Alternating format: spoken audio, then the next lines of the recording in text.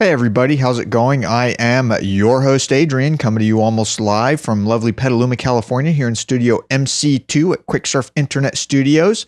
The Geekinator is a proud member of the Tech Podcast Network. If it's tech, it's here. Do feel free to head on over to techpodcast.com and check out all the other technology-related shows over there as well.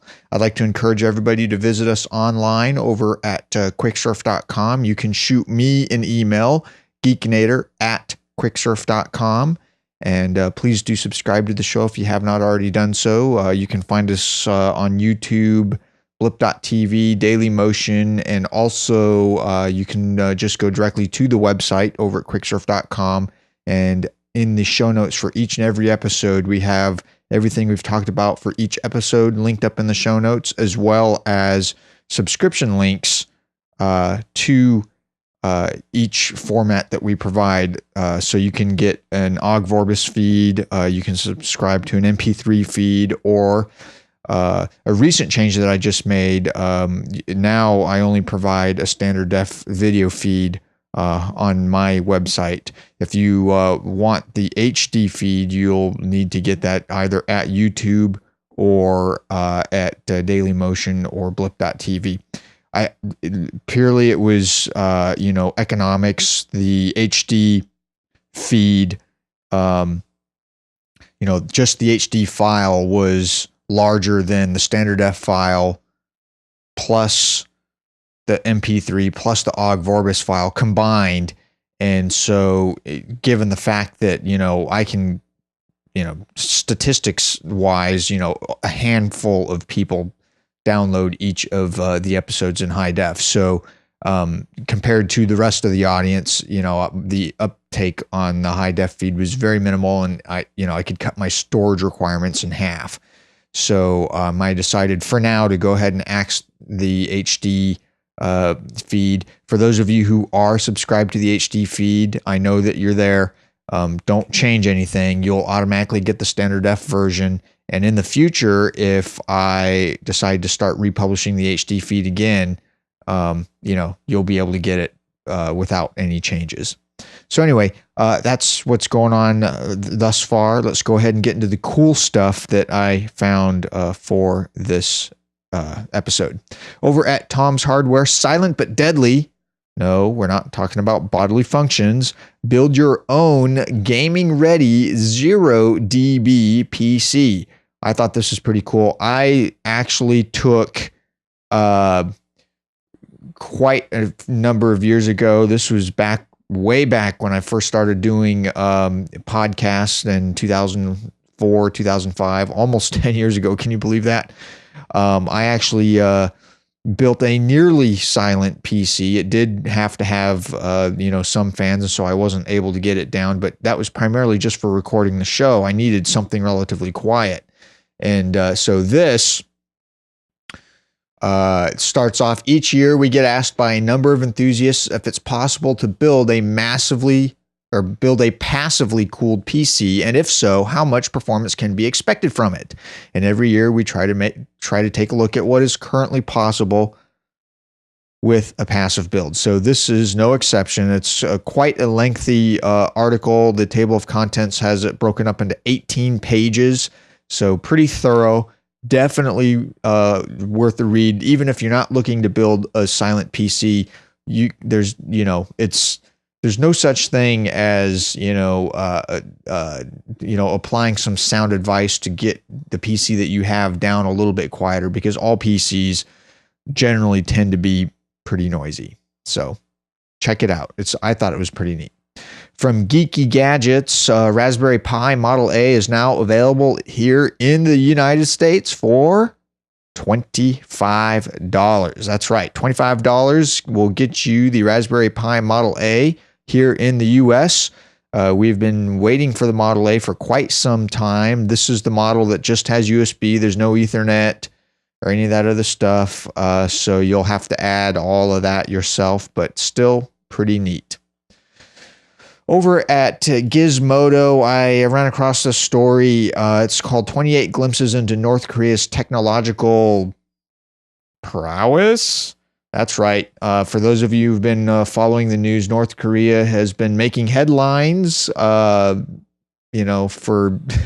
things that I really don't want to be making headlines for myself personally. And this is kind of an interesting look at behind the scenes. We always, here in the U.S. anyway, as a somebody, a civilian at home, when we hear what's going on, we always associate North Korea with nuclear bluster and general insanity, as the article points out. But, the reality of the matter is there's actually, they're not quite as backwards as we think they are. So I thought it was interesting, and I'd point it out to everybody here. Definitely, a little tongue in cheek, take it with a grain of salt type thing, but still pretty neat nonetheless. From Hack-A-Day, Windmill made from a washing machine and a 555 timer chip. That's right. Green hacks implement one of two philosophies. The first is uber technical with very expensive, high quality components. The other side of the coin creates green power out of junk. That's right, junk. Obviously, one of the users took the latter choice, building a windmill out of an old washing machine motor and a few bits of PVC. The generator for the windmill is based on a Fisher and Paykel direct drive, usually found in closed washing machines, rewired to provide 12 volts at low RPM. At high speeds, the generator can produce 80 volts, so a charge controller, even one based on a 555 chip, was an excellent addition. So I thought this was pretty neat. Definitely check it out. It's amazing to see the ingenuity of some of the DIY community out there. Just some of the stuff that they come up with on their own.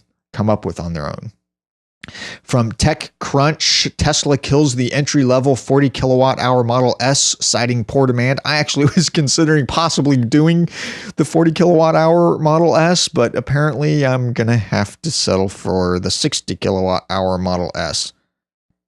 Bummer. The Model S just got a little more expensive. Tesla just announced that the company will no longer offer the least expensive Model S electric sedan. Per a Tesla press release, since its launch, only 4% of buyers opted for the 40 kilowatt hour model, partially because it's not very much range, 160 miles. But for the vast majority of my driving, 160 miles is overkill. Instead, buyers have spent the extra cash on a more capable and better performing models. The entry-level Model S costs $52,400 after the U.S. government's $7,500 tax credit. And at that price, the 40 kilowatt-hour Model S provided Tesla with a relatively competitive price point, putting the Model S on par with a BMW 5 Series or a Cadillac XTS. So, interesting, to say the least. I'm actually the Model S that I'm interested in, particularly, is the one that's got the two jump seats in the back.